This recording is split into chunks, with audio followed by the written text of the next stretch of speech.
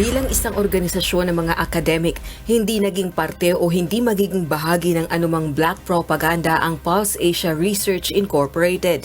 Ito ang paninindigan ni Ronald Holmes, presidente ng polling body matapos natulig sa inang ilang leader ng Kamara ang isinagawa nitong survey kaugnay ng charter change o CHA-CHA mula March 6 hanggang 10, 2024. Dagdag pa nito, 20 taon na nilang itinatanong ang survey questions. Sinisimulan nila ang sequence sa pamagitan ng pagtatanong sa respondents kung sang-ayon sila sa CHA-CHA. Kasunod dito ang mga partikular na isinusulong na amyendahan sa saligang batas noon at ngayon.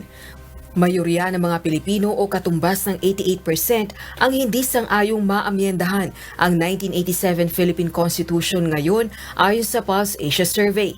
Lumabas ang resulta sa pamamagitan ng pagtatanong sa 1,200 adults sa buong mundo. Tinuligsa ni House Majority Leader Zamboanga City 2nd District Representative Manuel Jose Dalipe ang pagkakaroon ng irrelevant o walang kaugnayan umanong tanong sa Pulse Asia Survey. Bahagi ba raw niya ito ng black propaganda? Naniniwala naman si House Deputy Speaker, Quezon 2nd District Representative David Suarez, na maaaring maapektuhan ng umano'y bias survey questions ang pananaw ng publiko at makahahadlang sa dialogo kaugnay ng constitutional reform.